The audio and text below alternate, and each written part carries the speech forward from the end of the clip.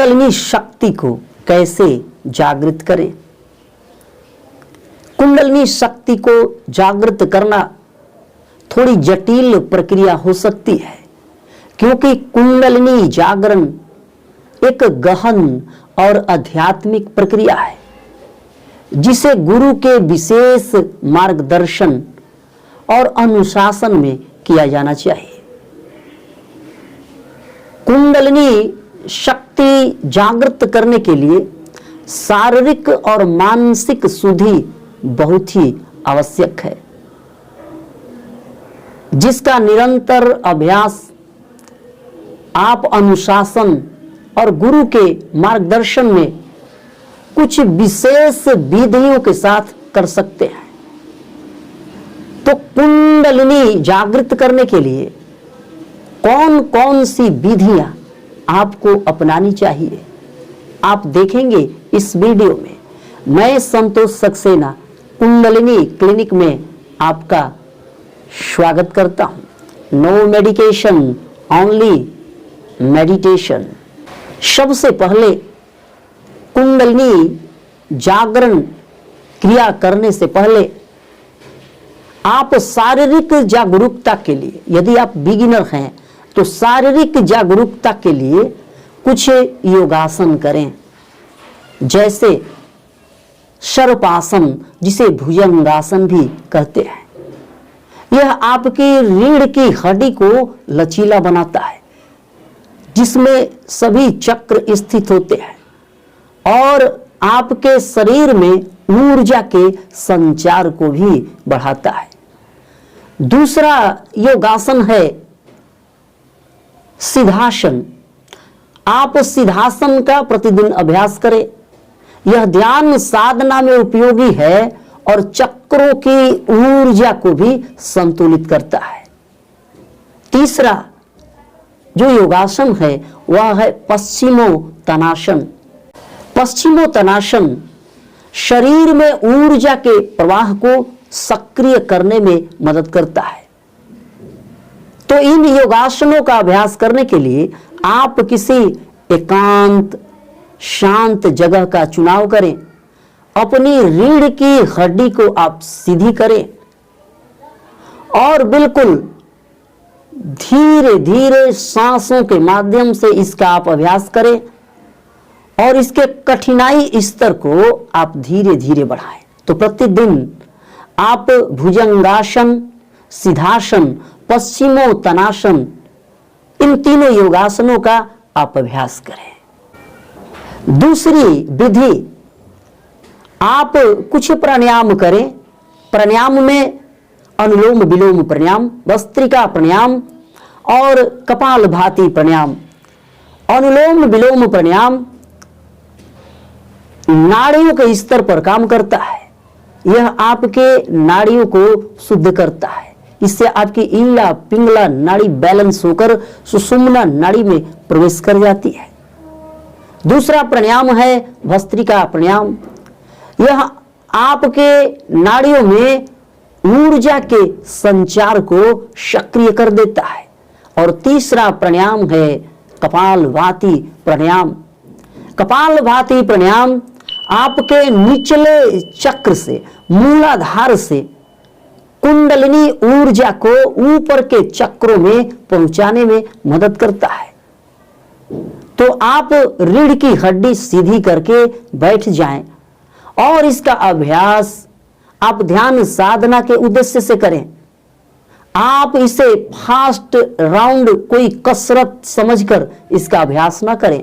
सांसों की स्थिरता और गहराई के साथ साथ आप इसका अभ्यास करें।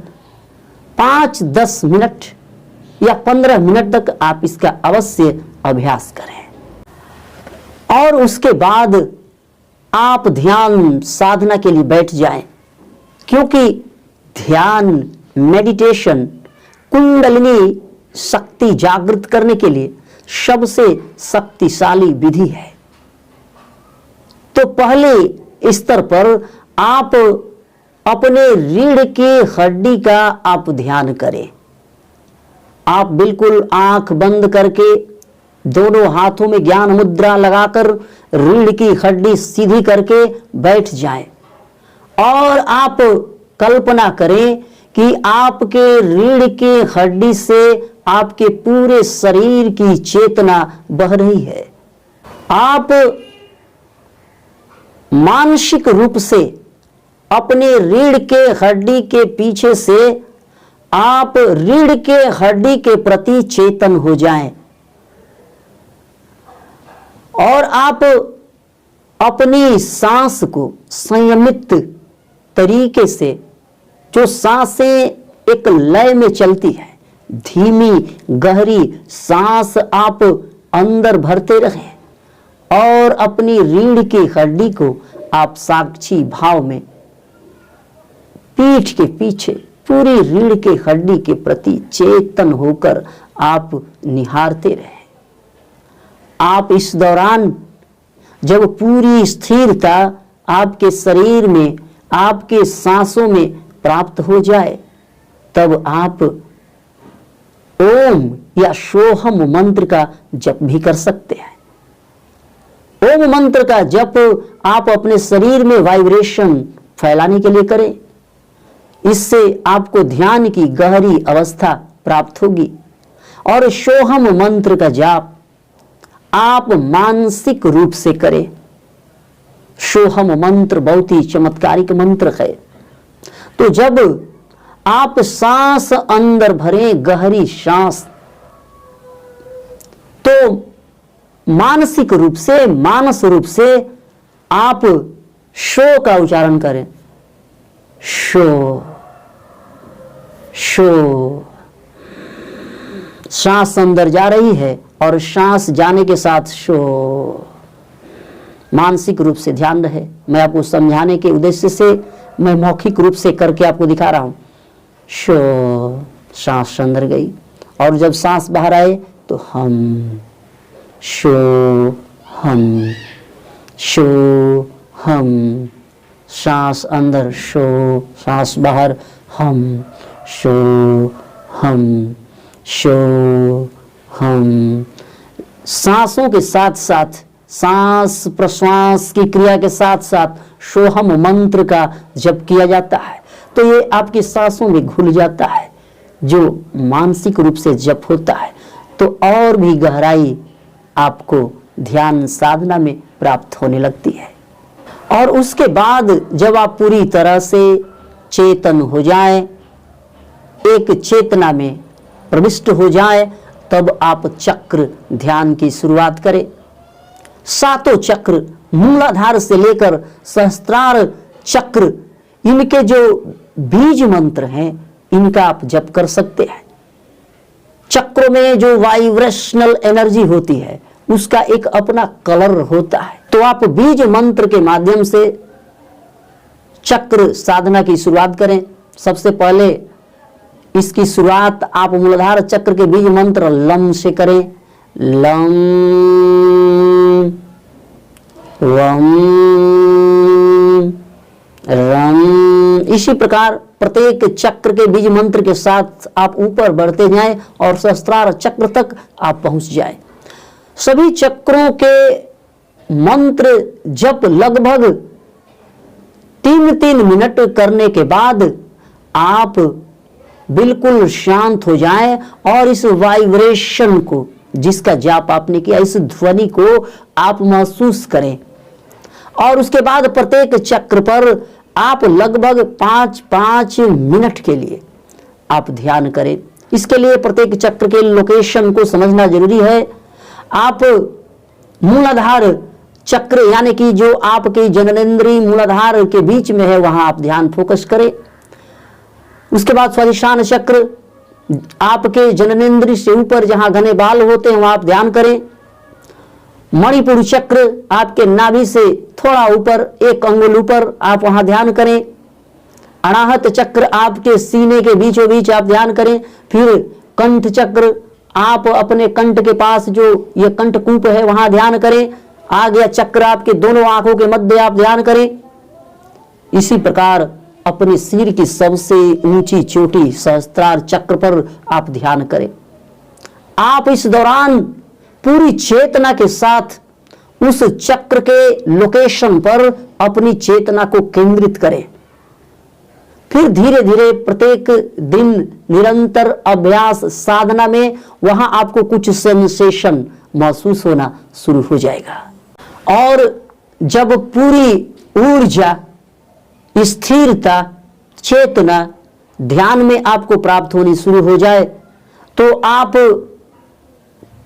कुंडलिनी जागरण मंत्र या ओम नमः शिवाय मंत्र का आप जाप करें। ओम नमः शिवाय मंत्र का किस प्रकार जप करना है आप इसे ध्यान से सुने।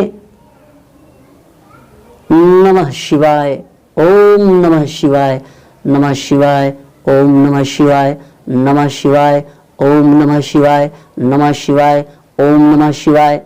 यानी आपकी जो श्वास प्रश्वास की क्रिया है इस मंत्र के साथ बिल्कुल सेट हो जाएगी।